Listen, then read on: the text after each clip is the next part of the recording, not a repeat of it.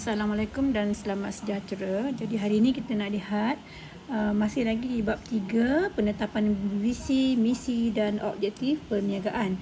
Tetapi hari ini kita akan lihat bahagian 3.6 iaitu kesan kepada perniagaan akibat kegagalan mencapai matlamat dan objektif. Okey. Baik.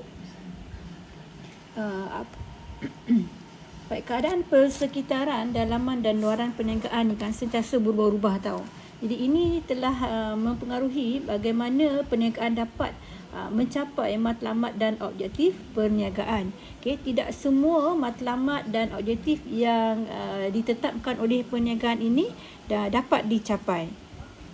Okey, jadi kita lihat sini. Faktor dalaman dan juga faktor luaran inilah yang menjadi halangan dan sekatan kepada pencapaian matlamat dan objektif perniagaan. Akibatnya memberi kesan negatif, perniagaan mengalami kejatuhan atau merosotnya jualan. Okey. Baik, kemudian perniagaan tu tidak mampu membayar kos perniagaan, gagal dalam persaingan, kemudian imej perniagaan itu sendiri terjejas dan perniagaan juga tidak mampu mengembangkan perniagaan. Okey, jadi kita lihat apakah yang boleh dilakukan untuk mengatasi masalah ini. Okey, antaranya ialah mengurangkan kos. Okey, mengurangkan kos. Sebab kita tahu untuk mendapatkan untung yang maksimum, kita akan kurangkan kos di mana yang boleh lah. Iaitu kita akan lihat nanti apakah kosnya. Okey, kita kena kaji yang mana kita boleh kurangkan lagi. Kemudian kita lihat pada harga produk. Jadi kalau kita dapat menurunkan harga produk lebih murah, mungkin itu lebih menarik dan dapat meningkatkan penjualan barang dan perkhidmatan kita.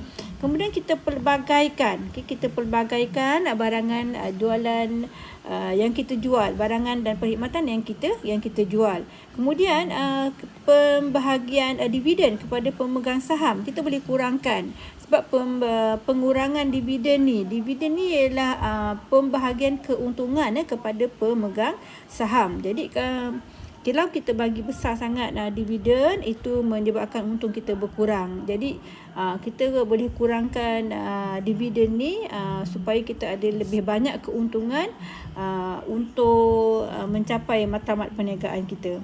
Kemudian kita boleh juga mengguna kaedah atau teknologi yang baru supaya kita dapat mengeluarkan pengeluaran sama ada secara skala besar-besaran atau menggunakan mesin atau peralatan yang canggih sehingga dapat mengurangkan kos per unit. Jadi kalau kita dapat kurangkan kos dengan sendirinya kita dapat memaksimumkan keuntungan. Kemudian kita kena lihat juga adakah perlu diubah suai kepada matlamat perniagaan yang sedia ada. Okey, so kita lihat tadi tu kelima kesan kegagalan kalau perniagaan gagal mencapai matlamat dan objektif. Iaitu tadi kita dah lihat jika jualan merosot, okey, kalau kita gagal mencapai matlamat, jualan kita akan merosot, kita tidak ada keuntungan. Kemudian kita tidak mampu membayar kos, kita akan gagal dalam persaingan dalam industri yang kita ceburi dan juga imej kita, perniagaan kita akan tercalar, terutamanya kepada pihak-pihak yang berkepentingan. Dia nak tengok macam mana keadaan perniagaan kita, kemajuan perniagaan kita. Dan yang kelima, kita mungkin tidak mampu mengembangkan perniagaan. Jadi kita akan lihat satu persatu bagaimana yang dikatakan jualan merosot. Okey. Baik. Hasil jualan ni ialah merupakan sejumlah keuntungan kepada perniagaan dan dia telah menyumbang sebagai modal. Kalau kita nak kembangkan perniagaan, kita perlukan hasil jualan.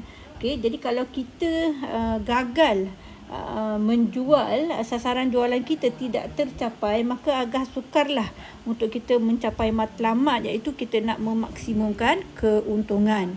Okay, sedangkan keuntungan itu boleh menjadi penanda aras ataupun memberi satu impak kepada pihak berkepentingan dan perniagaan yang lain. iaitu orang melihat kita. Okey, contohnya siapa yang nak lihat kita? Mungkin pihak bank nak melihat kita. Adakah kita mampu membayar jika kita bank beri pinjam? So kita nak buat pinjaman. Adakah bank percaya kat kita? Kemudian kita nak membeli secara hutang daripada pembekal. Adakah pembekal percaya kepada kita bila dia melihat perniagaan kita merosot? Begitu juga dengan perniagaan yang lain. Dia melihat kita sebagai perniagaan yang tidak maju. Okey.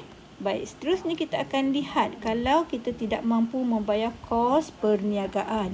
Tentunya semua perniagaan mempunyai kos-kos yang perlu dibayar. Okey. Tapi kalau kita tidak mampu membayar kos-kos ini, kita kena kajilah apakah tindakan segera kita. Kita kena bertindak secara cepat dan proaktif, dan kita kena kaji mengapakah kita gagal mencapai objektif perniagaan. So kita lihat sini ada dua kos, iaitu kos tetap dan kos berubah. Kalau kos tetap ini dia tidak dipengaruhi oleh kuantiti pengeluaran. Banyak mana pun anda keluarkan, kos tetap tu akan tetap sama. Contohnya adalah sewa bangunan, kos bangunan, insurans, okey, kemudian gaji pekerja, kilang dan juga jentera. So yang ini dia berapa banyak pun kuantiti yang dikeluarkan, jumlah yang dibayar pada setiap bulan adalah sama. Okey, kemudian kalau kos berubah pula, dia akan sentiasa berubah. Kalau kita ada buat pengeluaran, maka kita kena bayarlah kos berubah ini. Contohnya kalau kita buat karipap, kita kena beli tepung. Okey, kalau tak ada pengeluaran karipap ataupun kita tak jual karipap, kita tak payahlah beli kos berubah tepung, telur dan sebagainya.